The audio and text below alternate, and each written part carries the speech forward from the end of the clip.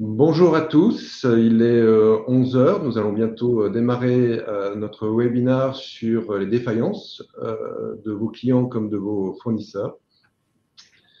Je suis ravi d'être là, d'autant plus que je suis accompagné par trois de mes brillants collègues, Sandrine, Frédéric et Thierry, qui interviendront, qui se présenteront chacun de leur côté.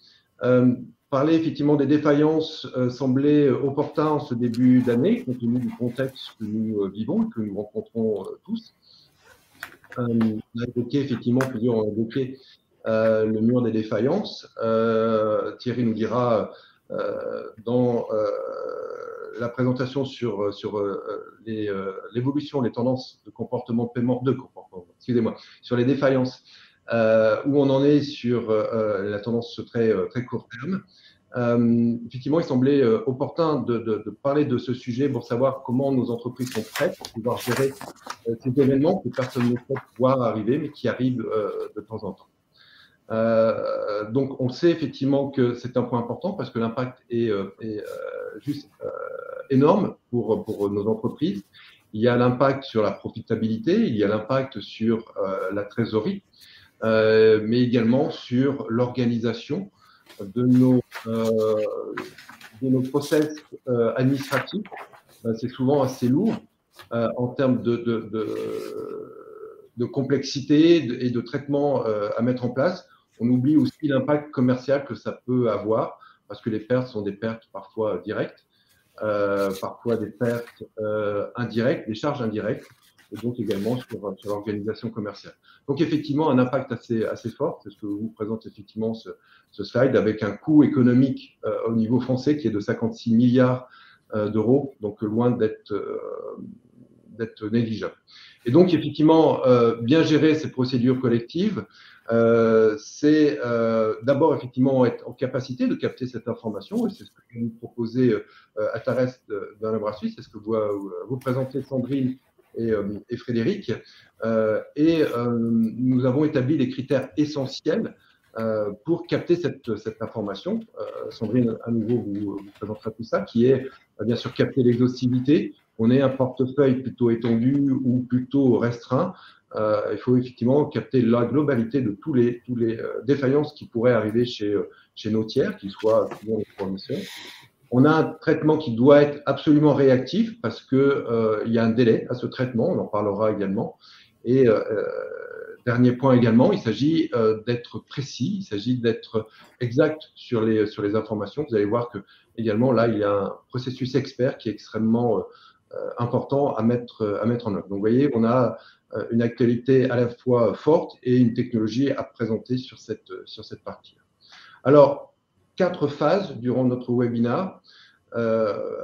Sandrine et Frédéric feront un petit rappel, ce qu'on va appeler les basiques à connaître absolument sur les procédures collectives. Nul doute que beaucoup d'entre vous connaissent déjà ça, mais ça fait partie des choses qu'il faut rappeler.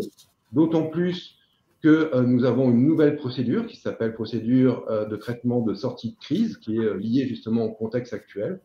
On vous expliquera de quoi il en retourne sur cette procédure et où on en est par rapport à ça. On vous expliquera et on lèvera peut-être un peu le capot pour vous expliquer ce qu'il y a dans la machinerie Thales pour effectivement être en capacité de capter l'exhaustivité des procédures collectives avec à la fois un maximum de contrôle et de rapidité, c'est un point important. On vous expliquera également comment on peut recueillir l'information, comment on vous délivre l'information, que vous puissiez l'intégrer dans vos différents processus et modes de gestion. Et on conclura, bien évidemment, par les dernières évolutions sur les procédures collectives que vous présentera Thierry. Donc, l'agenda est assez chargé. Il est 11h05. Je vois qu'on est déjà assez nombreux. Donc, je vous propose de rentrer dans le vif du sujet. Et je vais laisser la parole à notre ami Frédéric, qui nous parle des procédures collectives. Bonjour, enchanté, bienvenue sur ce webinaire. Donc, je suis Frédéric Parisi, le Data Product Manager au sein des équipes d'Altares. Ma mission consiste en 2 phases. Première, c'est défendre et valoriser le capital data d'Altares. Le deuxième point, c'est imaginer, identifier des nouvelles sources ou la transformation de données existantes pour que ces données aient du sens pour vos métiers et afin de créer les indicateurs de demain. Je suis accompagné de Sandrine Chouchan. Sandrine. Bonjour à tous, donc moi c'est Sandrine Chouchan, je suis chef de projet data et expert sur la donnée, annonce légale et procédure collective. Les principales missions sont de gérer l'équipe de production qui fait la collecte de ces données et également le rôle d'implémenter toutes les nouvelles data qui peuvent arriver sur la partie France, écrire les spécifications techniques pour intégrer toutes ces données de façon structurée pour qu'elles soient délivrées dans l'ensemble de nos produits. Merci Sandrine. Donc on va parler de procédure collective. Je vais faire un petit rappel juste de définition, un peu basique, mais il faut quand même rappeler ce qu'est un chat. Appelons un chat un chat. Donc la procédure collective, c'est une procédure juridique confirmant qu'une entreprise est en difficulté ou en impossibilité de payer ses fournisseurs, voire même ses salariés. Cette entreprise est alors placée sous contrôle judiciaire suite à cette décision de procédure juridique, afin d'organiser l'échelonnement et le règlement de ses dettes dans le temps, ce qui va amener à une liquidation éventuelle de ses biens, voire une liquidation totale dans le pire des cas. Oui, au-delà de cette définition basique, une procédure collective, c'est quoi son enjeu, ses objectifs, Sandrine? Alors, son premier objectif, c'est de permettre le maintien de l'activité et surtout préserver les emplois et éviter, bien sûr, les faillites en chaîne. Et les impacts quand une entreprise tombe en procédure collective, qu'est-ce qui se passe concrètement? Alors, les créanciers ne peuvent plus agir individuellement au recouvrement de leurs créances. Il y a l'obligation de la publicité du jugement d'ouverture dans un support d'annonce habilité à recevoir des annonces légales, donc appelé maintenant CHAL, anciennement JAL, bien sûr au bulletin officiel VODAC, et aussi au registre de commerce des sociétés qui est tenu par les greffes, où là, il y a eu la mention de la procédure collective qui est inscrite au chapitre. Bien sûr, il faut aussi rassembler tous les créanciers pour qu'ils puissent faire valoir leurs droits, désignation des organes de procédure en fonction de la procédure qui est ouverte, et puis dans le cadre d'une procédure de sauvegarde ou d'un redressement judiciaire, il y aura une période d'observation qui sera fixée pour la préparation du plan. Et dans le cadre d'une liquidation judiciaire, il n'y a pas de période d'observation. On parlera juste d'une poursuite d'activité et c'est seulement si le juge décide cette poursuite d'activité. Et quels sont les grands types de procédures collectives qui existent en France? Il y a la procédure de sauvegarde, la procédure de redressement judiciaire et la liquidation judiciaire. Donc, on le voit, il y a des objectifs, il y a des enjeux pour répondre et éviter les faillites en chaîne et préserver l'emploi, maintenir l'activité. On va voir en fait concrètement quelles sont les grandes phases. Une entreprise se retrouve un moment en difficulté, donc elle a le choix, elle voit qu'elle peut continuer l'activité, elle espère, ou malheureusement dans un cas où je m'écroule, c'est comment faire en sorte que je ne fasse pas tomber mes partenaires. Donc à ce moment-là, au constat de la motivation du dirigeant, il va se déclarer en cessation de paiement. Sandrine, qu'est-ce que la cessation de paiement exactement? Alors, l'état de cessation de paiement, elle intervient lorsque l'actif disponible d'une entreprise n'est plus suffisant pour faire face à son passif exigible.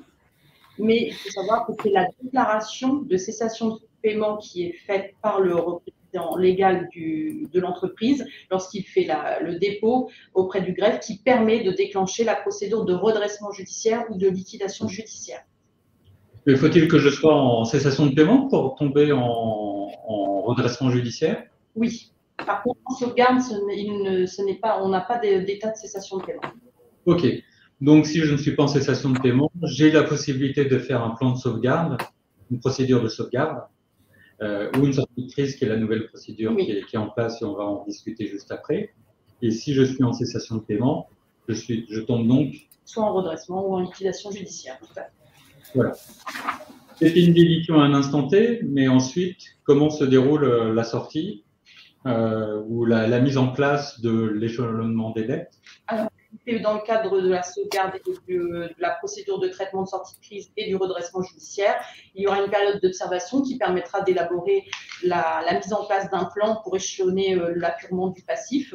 Donc pour la sauvegarde, la période d'observation est de 6 mois renouvelable une fois depuis la dernière ordonnance du 1er octobre 2021. Ce délai a été revu, puisqu'avant c'était 18 mois, maintenant c'est 12 mois maximum pour la sauvegarde. Dans le cadre de la sortie de crise, on reviendra plus en détail tout à l'heure, mais la période d'observation est de 3 mois non renouvelable. Et dans le cadre d'un redressement judiciaire, le délai de la période d'observation est resté la même suite à la dernière ordonnance du mois d'octobre. Et c'est 6 mois renouvelables une fois, prorogeables une autre fois, donc soit 18 mois maximum. Et dans la liquidation, comme tu l'as indiqué, il y a potentiellement une poursuite d'activité. Voilà, donc ça c'est sur la décision du juge, hein. Ce n'est pas une obligation. Il faut savoir qu'à partir du moment où une entreprise tombe en liquidation, l'activité est stoppée, sauf si le juge décide cette poursuite d'activité, et ça ne peut pas excéder 3 à 6 mois maximum. Voilà. C'est souvent pour la céder dans les meilleures conditions possibles ou éventuellement récupérer un maximum d'actifs. Voilà. Très bien, donc pour résumer, on voit toujours que c'est généralement la motivation du dirigeant qui va voir le tribunal judiciaire pour dire voilà, je suis en cessation ou pas, mais je veux bénéficier des accords des procédures collectives. Et c'est le juge qui décide. Et ensuite, oui, avec l'organe de décision, de gestion, comment va être mis en place le plan. On va voir plus en détail la procédure de sortie de crise qui vient de paraître en octobre 2021, donc c'est très récent. Pourquoi cette procédure, Sandrine? Alors, gérer les impacts économiques qui sont liés au Covid-19, à la crise sanitaire, permettre aussi de restructurer une partie des dettes. Et puis, elle est temporaire puisque cette procédure est entrée en vigueur le 18 octobre 2021 et ne s'appliquera jusqu'au 2 juin 2023 seulement. Très bien. Et ça concerne toutes les entreprises? Alors, c'est surtout les TPE et les PME qui sont en état de cessation de paiement, mais attention, ils doivent toujours disposer des fonds nécessaires pour payer leurs créances salariales. Ils doivent avoir moins de 20 salariés et avoir moins de 3 millions de dettes. Et également être en mesure d'élaborer un projet de plan de sortie de crise. Donc, il y a une préparation en amont par le dirigeant d'entreprise. Ça concerne également les affaires personnelles, les artisans, commerçants? Oui, bien sûr, oui. Très bien.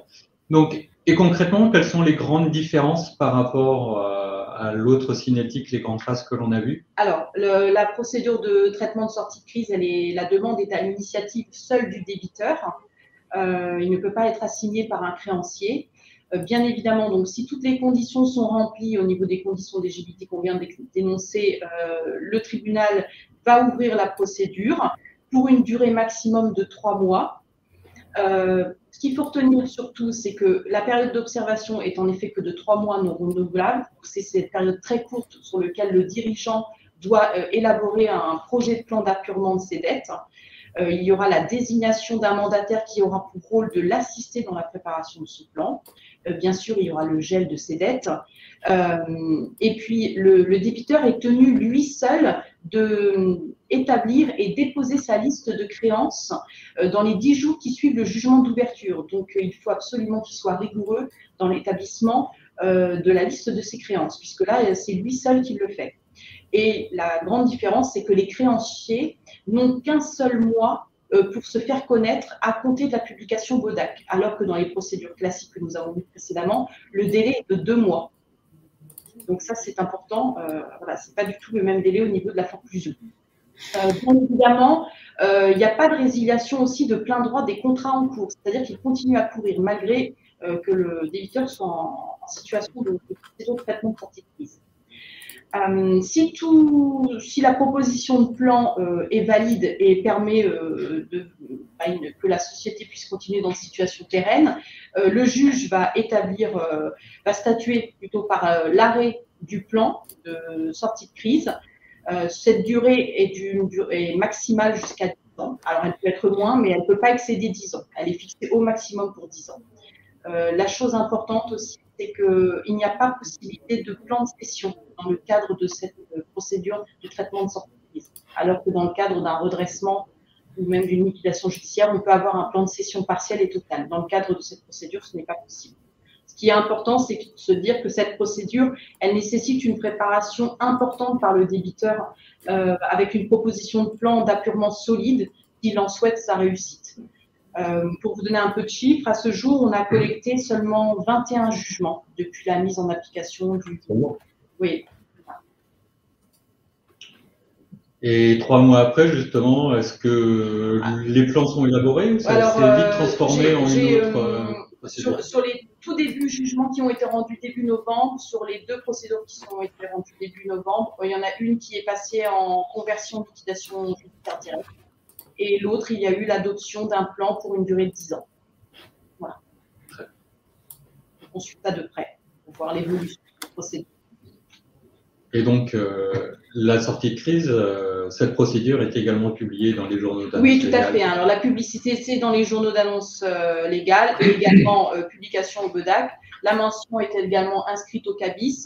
La petite particularité, c'est que la mention sera radiée du CABIS dans un délai d'1 an si le plan court toujours. C'est-à-dire qu'au bout d'1 an, si le plan est en cours toujours d'exécution et qu'il n'y a pas eu de nouvel événement de procédure nous disant que le plan n'est pas caduc, voilà, il n'y aura plus de mention au CABIS au bout d'1 an.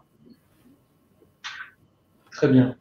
Merci Sandrine. Donc nous allons voir aussi comment justement vous pouvez optimiser la gestion de vos relations de vos tiers dès qu'ils tombent en procédure collective.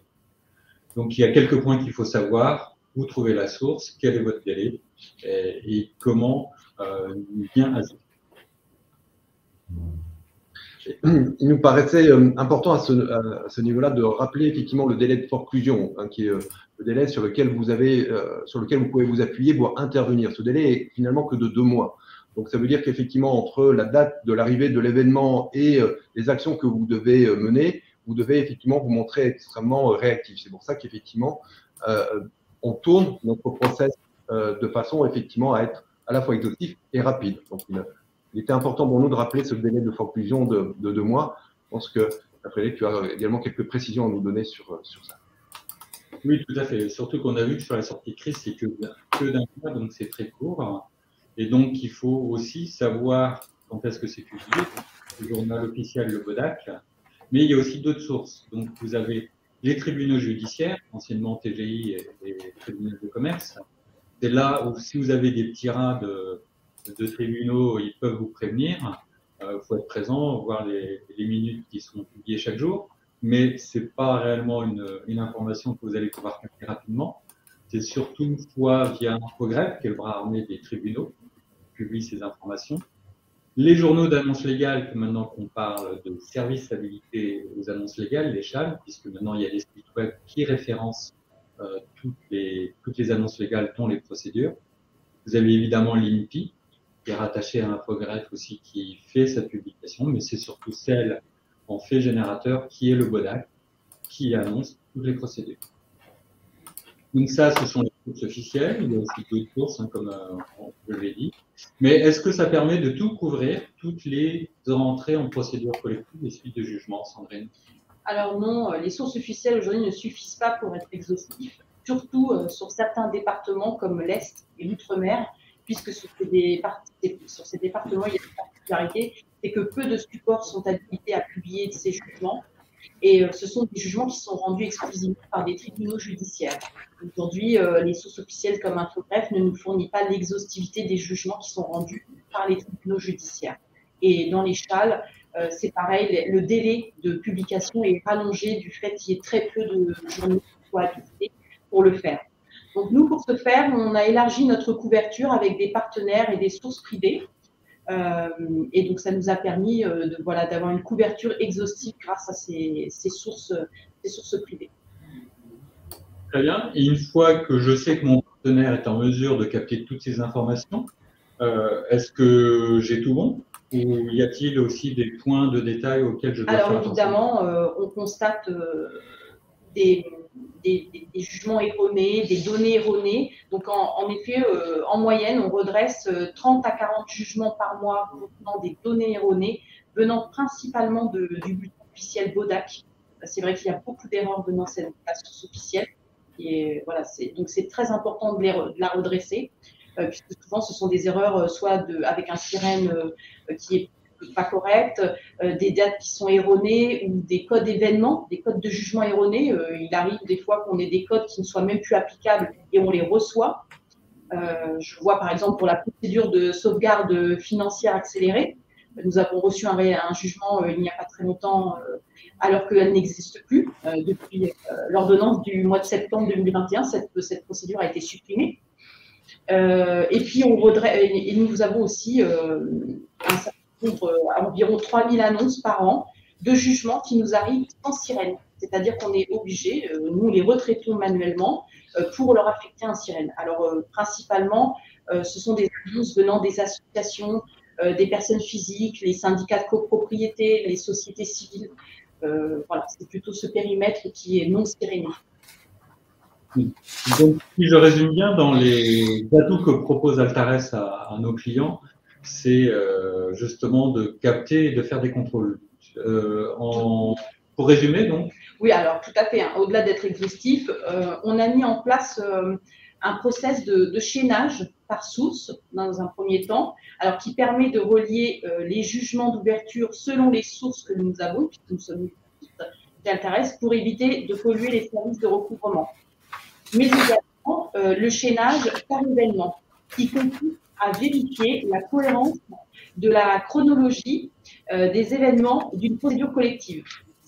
Donc, grâce à ce chaînage et à l'intégration de ces jugements à fréquence horaire au cours de notre journée, cela nous permet de détecter toutes les erreurs qui ne rentrent pas dans le cadre de ce chaînage. Et donc, on met les actions nécessaires en fonction des erreurs qui sont détectées. Donc, si c'est une erreur, on va aller faire une enquête approfondie auprès des instances compétentes. Si c'est une donnée manquante, on va l'implémenter, on va la saisir et on va la certifier avec un flag de certification pour voilà, vous dire qu'on a été à la source, sur une source bien précise, dire voilà, cette information n'a pas été publiée par les sources officielles, mais nous, on a récupéré l'information et elle est certifiée. Donc, vous pouvez être sûr de la donnée qui est livrée. Donc, tout ce processus qualité nous permet aujourd'hui d'avoir une complétude au niveau de nos informations légales. Très bien. Et Gilles, comment concrètement Altares aide nos clients à gérer au quotidien les procédures collectives? C'est effectivement la bonne question. Hein. On a vu effectivement et on a ouvert le capot sur notre capacité à capter cette information de manière exhaustive, de manière réactive, avec un maximum de précision et de correction. Donc ça, c'est effectivement quelque chose d'extrêmement qualitatif sur cette partie-là. Mais maintenant, c'est comment on peut effectivement vous transmettre cette information pour qu'elle puisse être utile dans vos organisations et dans votre quotidien. Alors, bien évidemment, il y a la possibilité de consulter directement à partir de nos plateformes, qu'elles soient Intwiz pour la France ou DB Crédit sur l'international, mais effectivement en consultation. Mais la consultation, lorsqu'on a un portefeuille qui est relativement conséquent, c'est parfois difficile. Et vous avez également souvent l'utilisation d'outils métiers, de logiciels métiers qui vous permettent effectivement de générer directement un certain nombre de processus et d'automatiser un certain nombre de tâches. Donc, on propose aussi des solutions d'intégration pour qu'effectivement la donnée soit directement dans vos systèmes. Alors, il s'agit également de Direct Plus pour international ou Intwiz Web Service IWS sur la France. Maintenant, on a bien conscience qu'effectivement vos relations commerciales sont parfois perdues dans le temps. On peut avoir quelques actions et opérations one-shot, mais très souvent, on constate que nos clients travaillent sur du long terme, du moyen ou long terme avec leurs propres clients ou leurs fournisseurs. Donc, il s'agit à ce moment-là également d'opérer des opérations de surveillance, de monitoring, de façon effectivement à pouvoir balayer l'ensemble de son portefeuille en permanence et de pouvoir se montrer le plus réactif sur son portefeuille. Quelque chose qu'il ne faut pas oublier, alors quand vous êtes par exemple en période de migration informatique ou certains organisent des sessions annuelles ou régulières de data management, donc on prend effectivement un portefeuille, fournisseur ou client à nouveau, pour réaliser des opérations de nettoyage, des opérations de maintenance sur cette base de données. Donc ça, c'est également des choses qu'effectivement on vous préconise. Petite dégression, si vous voulez bien, par rapport à cette partie-là. Plusieurs d'entre vous ont dû entendre parler de la facturation électronique qui va nous imposer, notamment au niveau des sirènes, une certaine certification. Moi, effectivement, je conseille ces opérations à la fois de surveillance, mais également de data management pour se préparer justement au passage de la facturation électronique. Donc voilà sur la livraison de cette information aux procédures collectives. Mais à notre sens, ça n'était pas suffisant. Il fallait aussi qu'on réfléchisse au futur, à la fois pour les entreprises en procédure collective, mais pour nos clients qui subissent une procédure collective d'un de leurs clients. Et on a donc développé un score de survie. Alors, c'est une nouveauté 2021 que j'ai plaisir de rappeler. Alors, d'abord, pourquoi un score de survie sur une entreprise en procédure collective? C'est les statistiques que vous voyez, les pourcentages que vous voyez que Frédéric nous avait communiqué. Une entreprise après 2 ans, entre le début de l'événement et 2 ans après, 76% des entreprises continuent encore à survivre. Et au bout de 5 ans, plus d'une sur 2 existe encore. Donc, je pense qu'effectivement, il est important pour notre économie, mais également pour une dimension sociale, d'aider les entreprises méritantes, même si à un moment donné, elles rencontrent une difficulté et effectivement doivent se mettre en procédure. Donc, c'était pour nous important à Altares, effectivement, d'aider socialement et économiquement. Mais en dehors de cette aide, il y avait aussi un intérêt peut-être plus pragmatique, on va dire ça comme ça. 56% des entreprises en procédure collective survivent au bout de 5 ans. C'est peut-être du potentiel business pour nos entreprises. Autant effectivement là également pouvoir identifier celles sur lesquelles il y a un risque, celles sur lesquelles il y a peut-être moins de risques, d'où l'intérêt de ce score de survie. Et puis encore également de manière pragmatique, le fait d'aider une entreprise qui est en procédure et de l'aider dans la relance de son activité, c'est peut-être aussi une manière pour nous d'essayer de récupérer les échéances bloquées par la procédure. On doit aussi être pragmatique, hein, le monde du business est fait de cette manière. Donc il y a un intérêt social, il y a un intérêt pragmatique et business sur ce score de survie. Vous voyez, c'est quelque chose qui est assez simple à comprendre. Vous avez un potentiel de survie qui est indiqué en pourcentage, avec effectivement une temporalité, donc le risque à 2 ans, le risque à 6 mois, le risque à 1 an.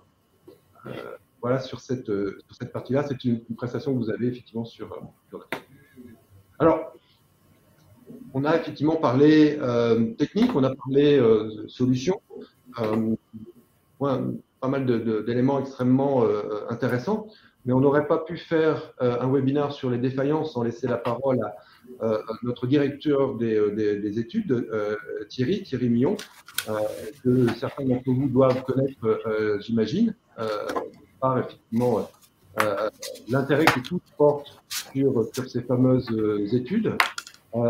Thierry, par contre, effectivement, il nous a paru intéressant ce début d'année de voir quelle était la situation, quelles étaient les tendances extrêmement récentes. Beaucoup se posent de questions. Je sais, pour être en contact avec beaucoup de credit managers, on a parfois un peu de mal à anticiper ce que va être 2022. On a soit des alertes opportunément catastrophiques, ou au contraire parfois une béatitude sur l'opportunisme. C'est quoi la réalité des chiffres, Thierry? Alors bonjour à tous, et c'est encore un plaisir de vous retrouver tous. Alors les chiffres évidemment sont pas très bons, mais ils étaient attendus pas très bons, donc il faut pas non plus être catastrophé.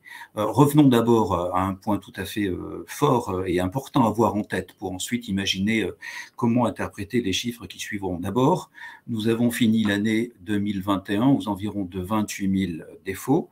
Ces résultats sont disponibles dans le cadre de la dernière étude qui est téléchargeable gratuitement sur le blog Altares. 28 000 défauts, c'est un chiffre que nous n'avions pas revu, nous n'étions pas descendus aussi bas depuis plus de 30 ans, depuis 1986 pour être plus précis. C'est-à-dire que nous sommes très loin des chiffres plafonds que nous avons enregistrés à 3 reprises. En 93, nous avions à ce moment-là une économie en récession pour la première fois depuis près de 20 ans. Et puis, naturellement, les 2 périodes les plus récentes avec 2009, la crise financière, et 2013, la crise des dettes budgétaires européennes. C'est surtout celle-ci d'ailleurs qui a duré plus longtemps et qui a malheureusement pris en défaut davantage de petites entreprises. Sur la crise financière, nous étions plutôt sur des défauts de PME qu'en entreprises et d'acteurs internationaux, tandis que sur les dettes budgétaires européennes, malheureusement, nous étions plutôt sur des TPE. Donc 2021 est tombé à un niveau très bas. L'année dernière, enfin l'année précédente, pardon, 2020, Nous étions à peine au-dessus, à 30 000. Et donc, on voit bien que sur ces deux exercices-là, nous avons épargné à peu près chaque année 20 000 entreprises du défaut attendu si on considère que notre économie a généralement un niveau de défaillance de 50 000. Est-ce pour autant que la situation va se poursuivre? Naturellement pas. Slide suivante pour aller assez vite. Nous voyons que sur les 3 derniers mois, la situation est en train de s'inverser, encore une fois, sans surprise. Sur les barrettes, vous avez donc les mois de novembre, décembre, janvier, sur 3 années, 2020, 2021, 2022.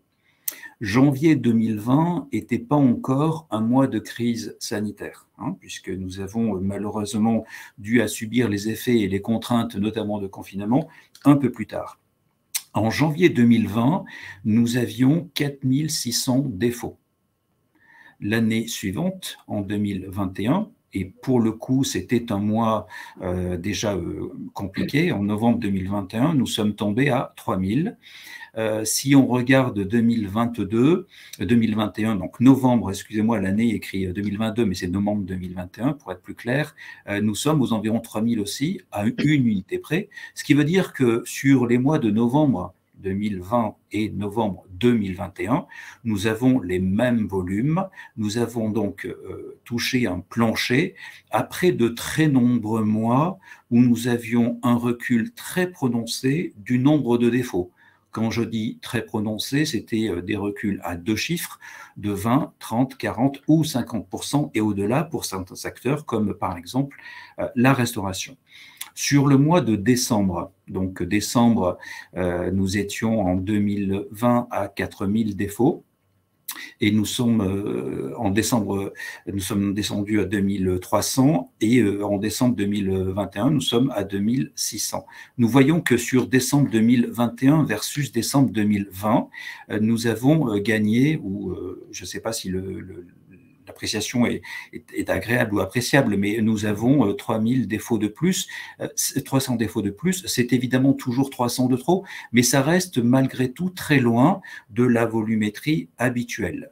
Sur le mois de janvier, c'est la dernière barrette en bleu clair, nous avons en janvier 2022 3145 défauts contre 2712 un an plus tôt, en janvier 2021. Cette année 2021 commençait par une phase difficile avec une période de couvre-feu à 18h qui avait fragilisé l'activité notamment des commerces, services à la personne, restauration, mais qui du coup avait fait l'objet de compensation et d'aide des organismes publics pour soutenir l'économie et ces acteurs-là. Pour autant, sur ce mois de janvier, naturellement, c'est un peu plus compliqué. C'est compliqué sur quel métier? Sur de nombreux métiers dans la plupart des régions. Encore une fois, gardons en tête que même si ça monte très vite, nous sommes très en dessous des volumes de 2019. Donc, il faut se préparer à ce que ça remonte, ça veut dire se préparer à ce que la gestion des portefeuilles clients nécessite d'être davantage naturellement surveillée. Pour autant, le nombre de défauts reste très inférieur à celui de 2 ans plus tôt. Parmi les secteurs qui sont les plus en difficulté sur ce début d'année 2022, nous y retrouvons notamment les secteurs qui probablement ont été les plus accompagnés. Je pense en particulier à la restauration ou au commerce. Pour autant, nous sommes sur des activités qui ne sont pas aujourd'hui à présenter des défauts importants juste parce que l'entreprise n'arriverait pas à se débrouiller seule sans aide. C'est aussi parce que naturellement, ce qui fait la force de tout acteur, c'est la capacité de capter des clients. Or, malheureusement, l'activité dans la restauration comme dans le commerce d'habillement en particulier, on le voit sur cette période des soldes, ne présente pas une dynamique de consommation qui permet à ces acteurs de trouver le niveau d'activité nécessaire à compenser donc les effets de la crise sanitaire. Nous avons sur les activités des services à la personne les mêmes tendances. toujours à la hausse, dans des proportions moindres, hein, mais sur ces trois acteurs, vous le voyez, restauration plus 40% de hausse des défauts, commerce habillement près de 40 aussi, 38, et les coiffeurs, soins de beauté, plus 20. Alors, ça ne concerne pas que le B2B, puisque les activités B2C sont également sous tension, et en tête de celle-ci, le transport routier de marchandises, avec par ailleurs quelques autres secteurs dans l'industrie, hein, mais sur le transport routier de marchandises, il y a évidemment des pressions assez fortes sur toujours une bataille des prix, mais avec une hausse des tarifs qui est forcément naturelle et légitime pour compenser la forte charge sur l'exploitation du fait de la hausse de l'énergie. Dans le bâtiment, nous avons une croissance du nombre de défauts de 10 points. La tendance peut paraître importante, mais encore une fois, on est dans un secteur qui a présenté des indicateurs de défauts en recul très très fort sur ces 2 années. Dans le bâtiment, on est plutôt sur l'observation que le second œuvre tient mieux, beaucoup mieux même, que le gros œuvre. Dans le gros œuvre, évidemment, on parle essentiellement des travaux de maçonnerie générale. Un secteur qui est en difficulté depuis malheureusement de nombreux mois, c'est celui de l'automobile et s'agissant du commerce, des concessionnaires et garagistes, où nous avons des augmentations à 2 chiffres depuis plusieurs mois, bien avant ce mois de janvier 2022. Donc des chiffres qui sont à considérer, non pas dans l'affolement, parce que nous ne trouverons pas à la fin de l'exercice 2022 un niveau de défaut comparable à celui de 2019. Pour autant, nous ne pouvons pas imaginer que sans les aides publiques, et il y en a eu d'importantes, hein, bien évidemment on s'est focalisé sur les PGE, mais l'action de bienveillance, notamment des organismes de recouvrement, en particulier des URSSAF, a conduit à ce que les entreprises aient pu tenir. Il va falloir maintenant, naturellement, rembourser ces PGE, rembourser les plans d'appurement qui ont pu être signés, validés avec les URSSAF en particulier.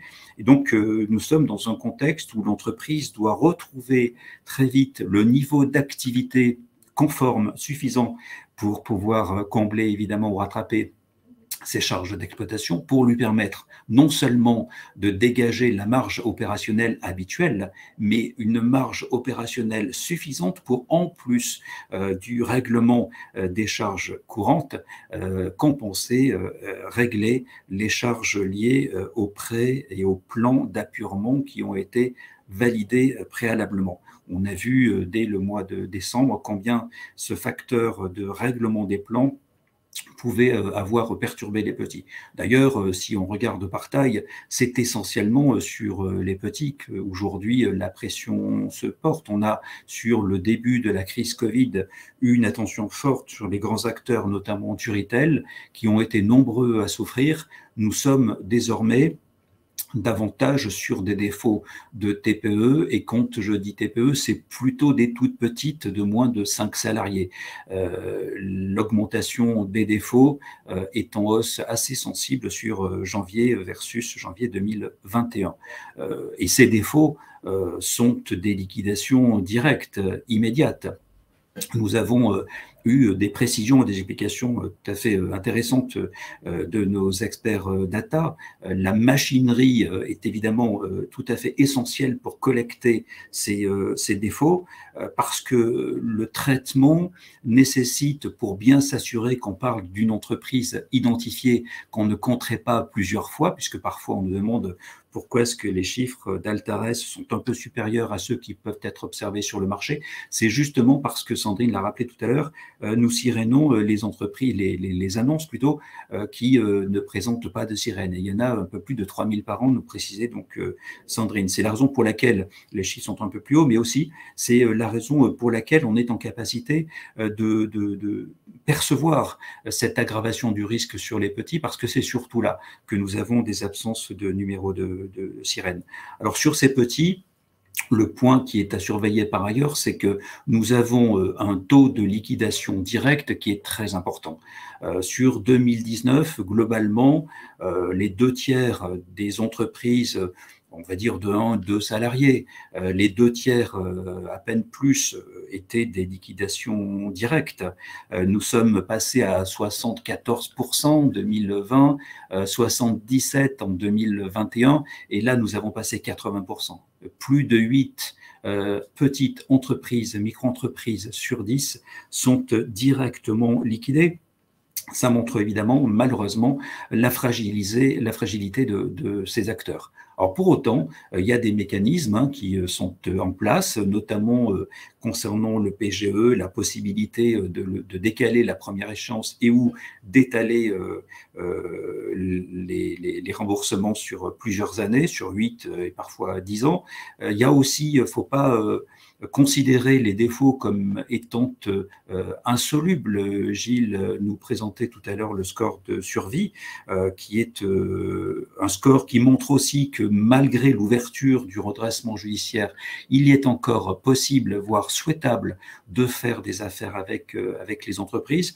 Donc pour toutes ces raisons, il y a aussi besoin de se souvenir que le tribunal est aussi l'endroit où on peut trouver l'accompagnement avec notamment la mise en place de dispositifs amiables. On n'a pas parlé dans ces chiffres de chiffres concernant l'amiable et les conciliations en particulier, mais il y a eu évidemment un recours très important pendant la phase Covid à ce mécanisme parce que notamment sur les conciliations, le taux de réussite est très bon, supérieur à 75%. Il est encore bien plus important sur les mandats ad hoc, au-delà de 90%. Il est donc important d'utiliser ces dispositifs pour préparer les remboursements, notamment de PGE.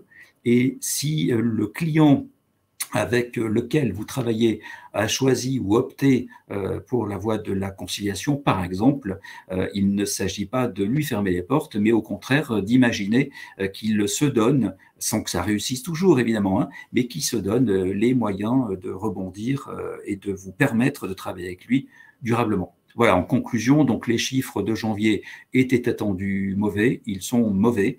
Pour autant, ils ne nous amènent pas à suggérer qu'une vague de faillite se présente à nous. Gilles, je te laisse poursuivre. Merci beaucoup, Thierry. Merci beaucoup parce qu'effectivement, c'est un éclairage équilibré, comme j'aime à le définir.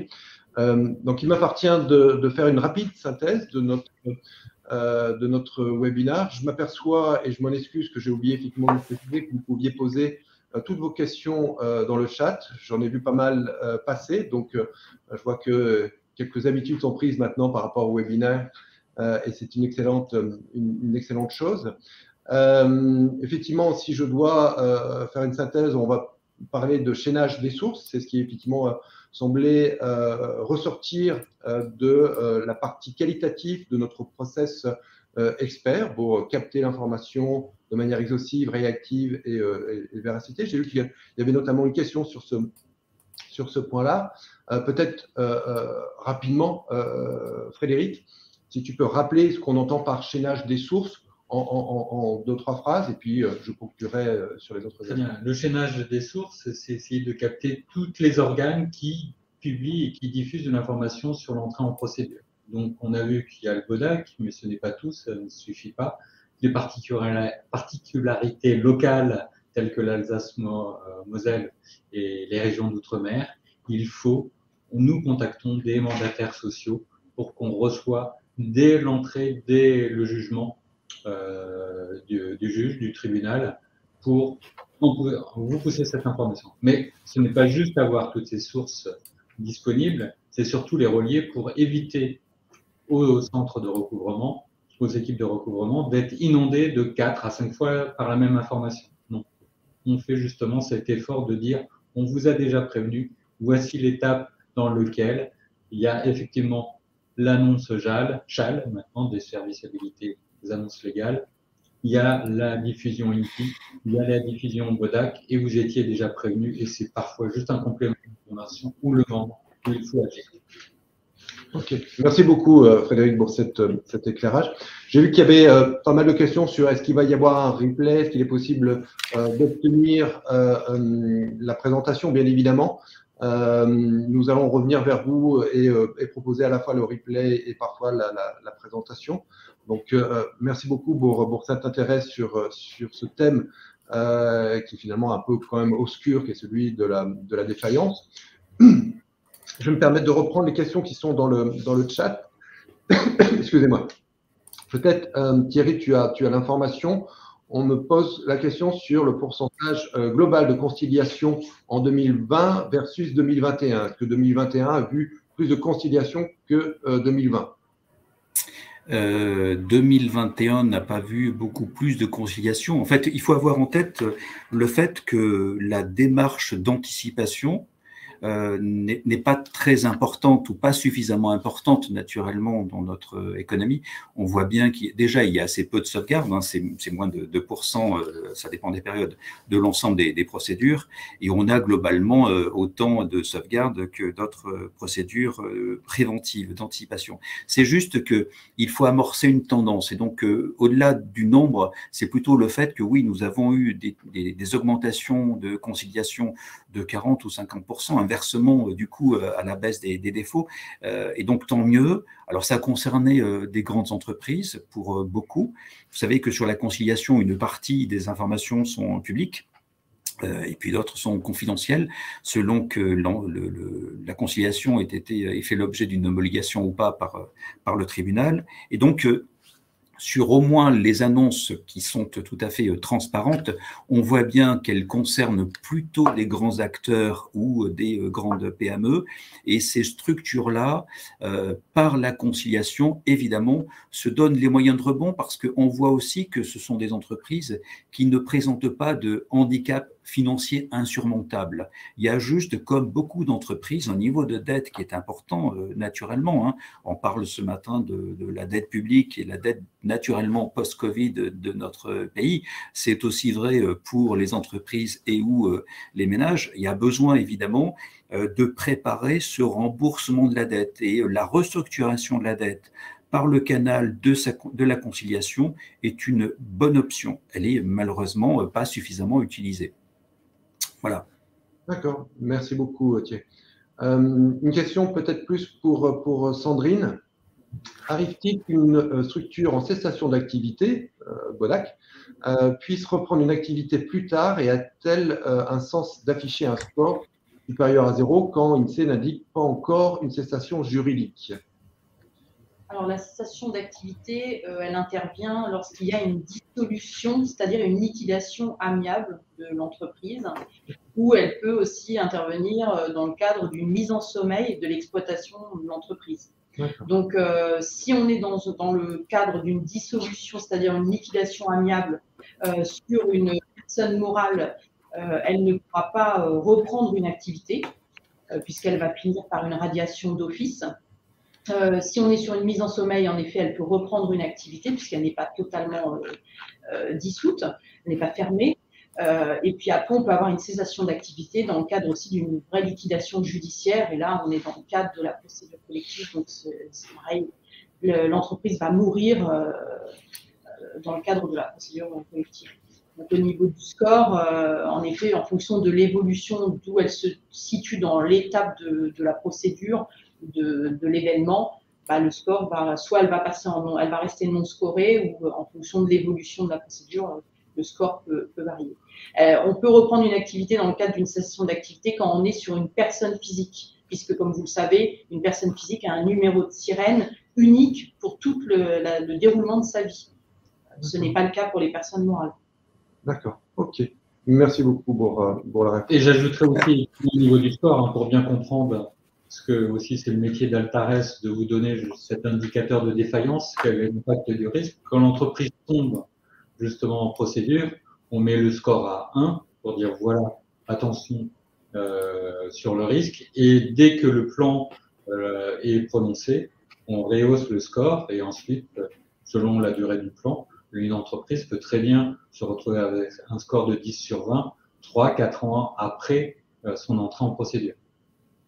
Ok, merci beaucoup. Oui, à ce stade, si tu me permets, Gilles, on a effectivement parlé de défauts, de défaillances, et donc probablement qu'on se concentre sur l'ouverture, sur le déclenchement de la décision et donc du score dont vient de parler Frédéric. Il y a aussi le fait que le chaînage se poursuit tout au long de la procédure. Et donc la suite de procédures est importante, et ce que j'observe dans ce qui aujourd'hui fait malheureusement le compteur des défauts, c'est une augmentation sensible des résolutions de plans. Nous avons, je le redis, sur la période 2020-2021, eu beaucoup moins de défaillances, d'ouverture. Pour autant, et donc du coup forcément s'il y a moins d'ouverture, il y a moins de plans, hein. Pour autant, s'il y a eu moins de plans en proportion de la baisse des faillites, nous en avons eu énormément de ce qu'on appelle modification de plans, c'est-à-dire de réaménagement de plans, pour des entreprises qui n'étaient pas en capacité d'honorer le plan tel qu'il se présentait. Et donc, ces modifications de plan ont été, sur la période récente, en particulier donc 2021, pour rester sur la plus récente, ont été plus de 2 fois plus nombreuses que ce qu'on observe dans une période classique. Une période classique, on a chaque année environ 1500 procédures de modification. Là, on a dépassé très largement les 3000 ou les 3200 modifications de plan. Donc, ça traduit aussi le fait que on est là, évidemment, sur des entreprises qui ne sont pas tombées, et tant mieux pour elles d'avoir pu s'y prendre suffisamment tôt et d'obtenir un réaménagement du plan. Pour autant, on voit bien que ce sont des entreprises qui ont été fortement impactées pendant la crise Covid. Un plan nécessite, rappelons-le, à la fois de dégager suffisamment de ressources pour honorer le quotidien, c'est-à-dire payer les salaires, investir, etc., mais davantage qu'une même entreprise qui ne serait pas en plan, parce qu'il faut en plus dégager de l'argent pour honorer le remboursement du plan. Voilà. Donc cette phase-là, c'est aussi la suite de la procédure dans le chaînage de Sandrine, quelque chose de particulièrement fondamental. Ok, merci beaucoup pour cette précision, Thierry. Deux autres questions, il y en aura, certainement, on ne pourra pas répondre tout de suite. On reviendra vers vous post-webinaire pour effectivement vous donner les éléments de réponse. Je voudrais juste répondre effectivement sur la dimension internationale. Je confirme qu'effectivement, il existe un processus pour capter l'information. Chaque pays dans lequel le réseau de Nevra Street est présent a son processus, un processus de qualité qui est régi par ce qu'on appelle chez nous le Dun Strike, donc qui est une mesure qualitative du traitement de l'information, quel que soit le pays. Donc oui, effectivement, cette capacité de capter l'information en fonction de la réglementation dans chaque pays est fait, et il régit sur les aspects qualitatifs. J'ai aussi une question sur le score de survie, donc sur sa mise à jour. Alors, le score de survie, effectivement, est mis en place dès qu'une société est en procédure, et à chaque nouvel événement, et en fonction de l'ancienneté des événements, forcément, le score réagit, c'est-à-dire qu'il n'y a pas de date de mise à jour régulière, mais c'est une mise à jour constante du score de survie. Donc, c'était aussi une précision qu'il était important à fournir à ce niveau-là. Et j'ajouterais, Gilles, excuse-moi de t'interrompre, comme l'a suggéré aussi Madame Martin, c'est qu'on intervient chez nos clients, Sandrine ou moi-même, nous portons l'expertise sur certains événements, que ce soit sur des événements juridiques français ou à l'international. On peut évidemment se déplacer. On vient avec les crêpes ou les waffles et nos experts pour vous expliquer justement tout cela plus en détail et parler réellement métier et comment mieux comprendre la donnée et mieux décider en toute confiance. Parfait. Merci beaucoup, Frédéric, cette précision importante. Je voudrais tous vous remercier. Vous étiez nombreux ce matin et c'est sympathique pour notre organisation. On aura effectivement d'autres webinaires qui vont arriver. Un qu'on préparera très prochainement sur la data. J'ai vu pas mal de questions posées également sur le score. Donc, on va aussi peut-être s'orienter sur un webinaire score, pas seulement score de défaillance, mais il existe plusieurs typologies de score. Il est important effectivement peut-être de vous informer également là-dessus. En tout cas, un grand merci à à mes brillants collègues. C'était très, très intéressant et j'avoue que j'ai encore appris tout plein de choses. Donc, merci beaucoup. Et puis, je vais vous souhaiter un bon appétit. On y arrive et à très bientôt. Merci à tous. Au revoir. Au revoir. Au revoir, merci.